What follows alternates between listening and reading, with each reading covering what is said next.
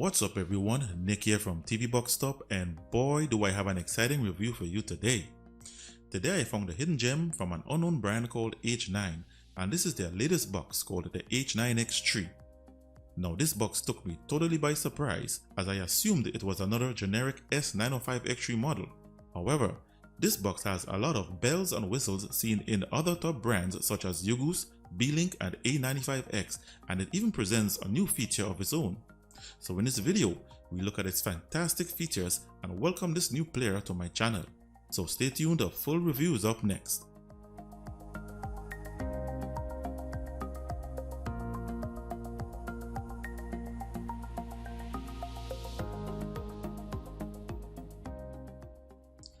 And welcome back. So this is the box that it comes in, and as usual these days there are no hardware specs printed anywhere on the outside. So I'll proceed with a quick unboxing.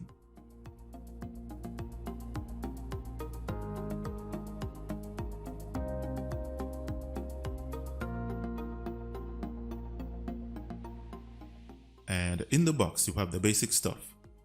You have the TV box itself. You get one IR remote, one HDMI cable, a 5V 2A DC power adapter, and the last item is a user's manual. Let's now take a look at its design and ports. The body is made of plastic with a glossy surface and the H9X3 branding printed to the top. To the back of the box you have one HDMI port, one Ethernet LAN port, one optical audio SPDIF port, one audio video port and the DC power input. To the right side you have one USB 3.0 port, one USB 2.0, a micro SD TF card reader, an O2G port and a few cooling vents. On the opposite side you have some more cooling vents. To the front you have an LED clock display. And below the box you have a few small ventilation holes and a pinhole reset button. I'll now set it up on my 4K TV and capture card and continue. So I'm back, and I always like when boxes present new features on the market. And here the H9X3 has a new startup animation never seen before. It's quite attractive and modern, and once it's done there is no startup wizard to complete and you're taken directly to the launcher. So this is the launcher and there's nothing new or fancy about it. It's clean, it's semi-transparent with a basic design consisting of these large main shortcuts that cannot be changed and a custom shortcuts bar below here.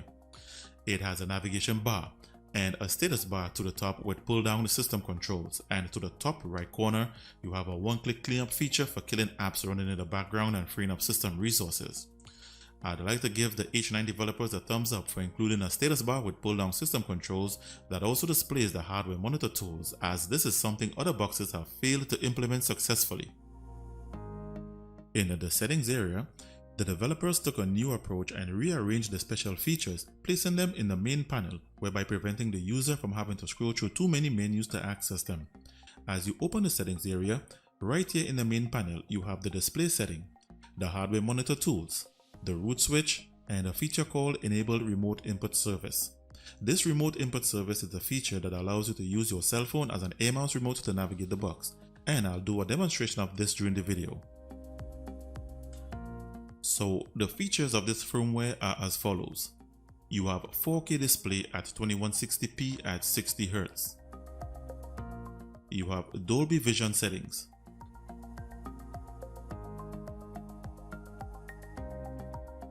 You have HDR settings.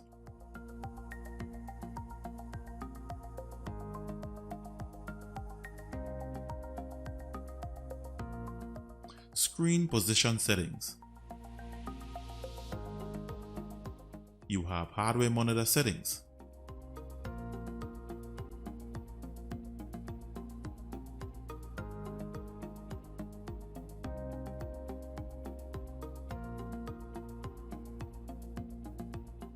You have a root switch.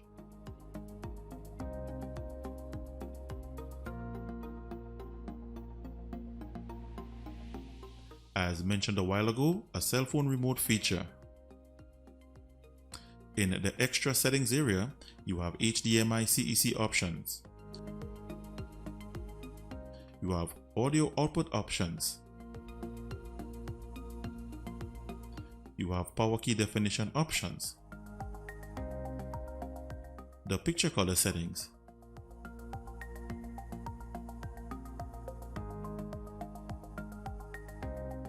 And under device preferences, you have your core system settings and your digital audio output options. So, like I said at the beginning, it has most of the unique features of the top brands like Ugoos, Beelink, and A95X, with a little difference in the way it presents them. However, the only missing feature is the built-in screen rotation feature. For pre-install apps, they have included App Installer, Chrome Browser, 2 sets of file browsers, Media Center, an official version of Miracast, Movie Player, Netflix, the Google Play Store, wireless updates, and YouTube. And to complete my review, I'll install my additional set of apps and continue. So I'm back and I've installed all my apps. And to start this segment, let's look at its system and hardware information. It says here that the manufacturer of this box is Amlogic and the model is the H9X3.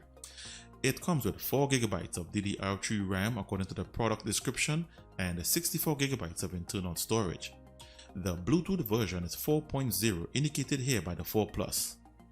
The CPU is the Amlogic S905X3, which is a quad-core 64-bit ARM Cortex-A55 CPU clocked at 1.9 GHz, configured in 32-bit mode. It only has support for 32-bit ABIs, allowing it to only run 32-bit applications. Its display is powered by the Mali G31 graphics processor with a refresh rate of 60 Hz and Open GLES version 3.2, which is good for gaming. The box has dual band Wi-Fi and it shows that the 5 GHz Wi-Fi band is supported. The operating system is Android 9 Pie and it also says that the box is rooted. The box runs between 55 and 65 degrees under normal operation, and this can rise as high as 70 degrees during 3D gaming. The box has all the codecs needed for the playback of 4K videos with digital audio formats such as Dolby and DTS audio. And that's it for system and hardware information, and I now move on to the benchmark segment. First, I have the results of the RAM copy speed and the internal storage read and write speeds. The H9X3 has a RAM copy speed of 3249 megabytes per second. The internal storage has a read speed of 73 megabytes per second and a write speed of 38. These scores are okay scores for this box. Next, I have the results of the Wi-Fi bands and the Ethernet LAN speed tests. The H9X3 hit the maximum speed of my internet package of 100 megabits per second on the 5 GHz Wi-Fi band and on the LAN port. The 2.4 GHz band fell below by 56% as expected due to its limited bandwidth. So for the best internet speeds, use the 5 GHz Wi-Fi band and the LAN port. Next is the results of the Antutu benchmark. The H9X3 got a score of 75,452. This is a good score and we shall see in a minute where it places on the chart. Next is the results of the Geekbench 4 CPU benchmark. The H9X3 got a score of 775 single core and 2216 multi-core. These scores are also good scores for this box. The final scores are the results of the 3DMark Gamers Bench GPU benchmark. The H9X3 got a score of 5185 in the Ice Storm Extreme test and 330 in the Slingshot test.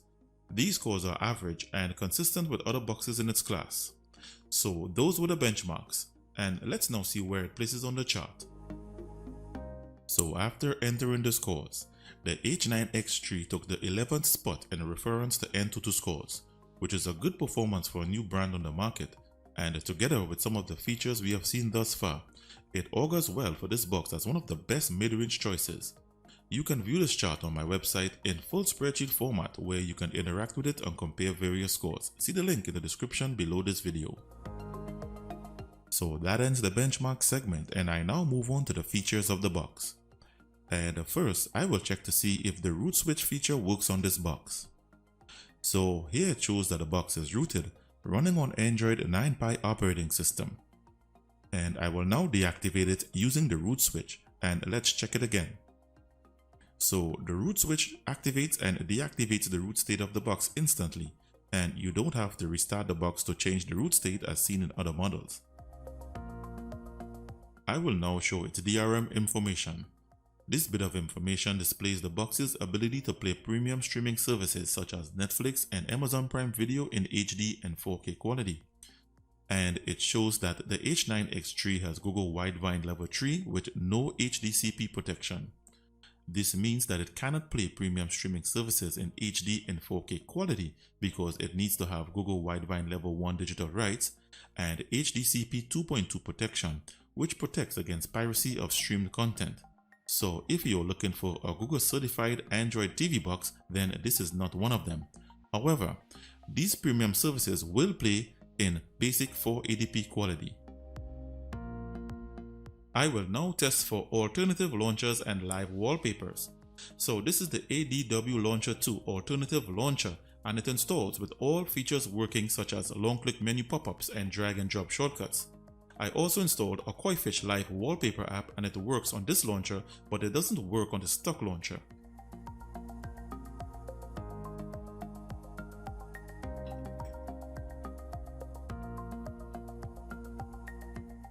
Moving on to screen rotation. I installed my usual screen rotation app, and I also turned on screen rotation in the settings area.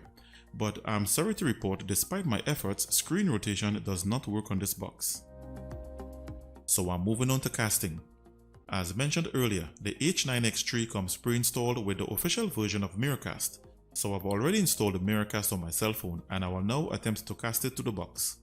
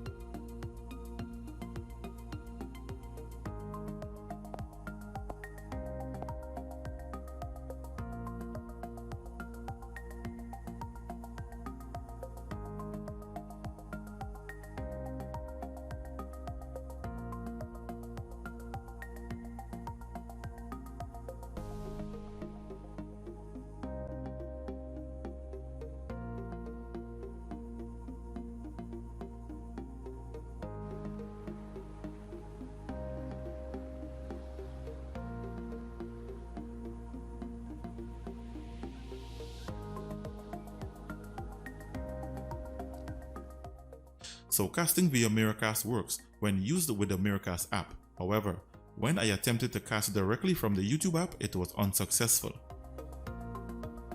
The next feature is the built-in cell phone remote feature.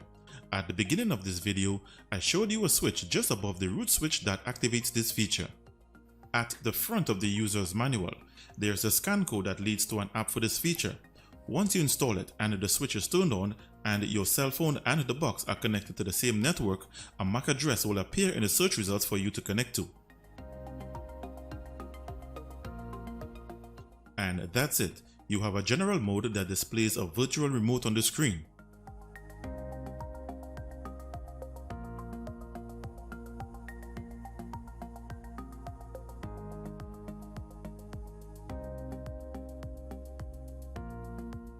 You have a mouse mode that gives you a touchpad with left and right click buttons with some direction keys and a volume control.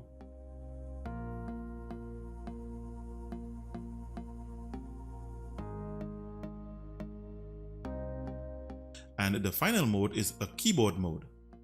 So this is another great feature included on the H9X3. So this brings to an end this segment, and I now move on to its streaming features. By now, it's no surprise that premium services such as Netflix and Amazon Prime only plays in basic 480p quality as a result of the lack of required DRM support. And as you just learned, you cannot stream these premium services via Miracast.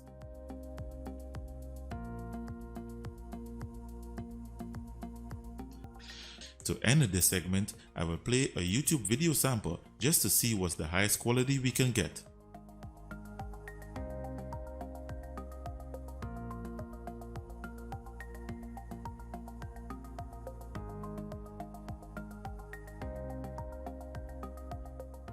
The box comes pre-installed with the Android TV version of YouTube and it plays up to 4K 2160p quality. In this segment, I'll test its 4K video playback and its digital audio output formats.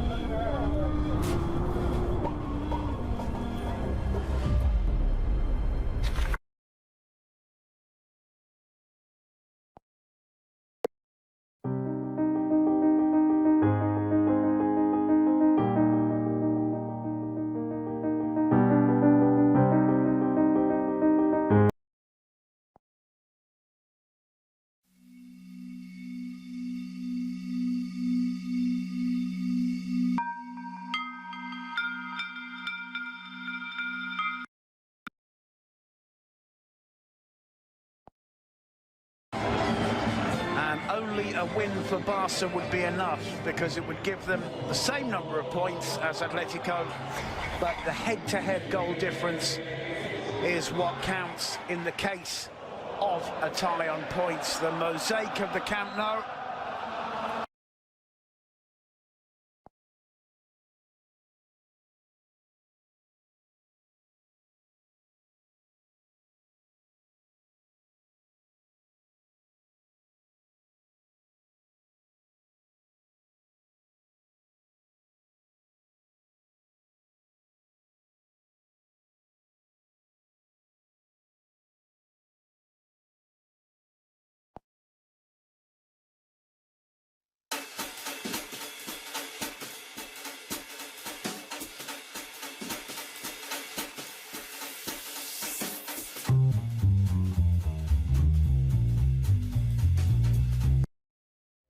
Wow, so we have a bit of a situation here. The samples that were in HDR format couldn't produce a display as the audio played in the background, while those that were not in HDR format played okay. This could be a firmware issue or it might as well be a hardware issue. So just as everything was going well, I believe the H9X3 hit a snag when it comes to 4K video playback. In this test, the box is connected to the receiver in HDMI audio pass-through mode, and I will test for Dolby Atmos, DTS Audio, THX, and Dolby True HD.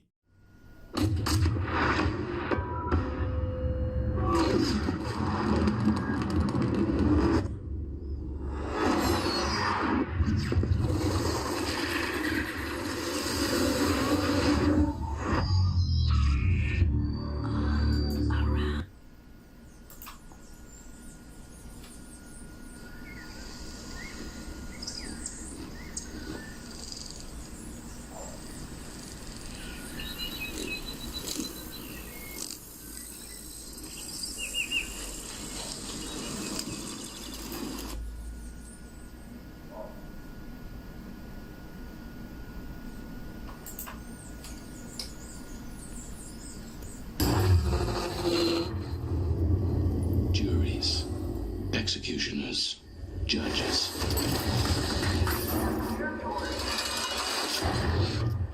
Welcome to the inside of your head.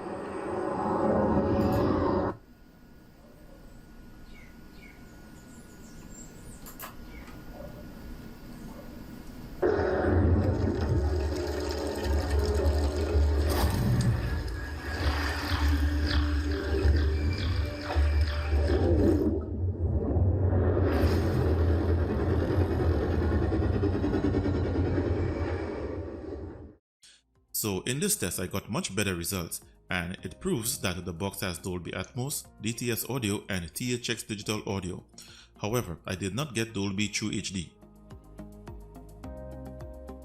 For my final demonstration, I will play some Android games and test for gamepad key mapping capability.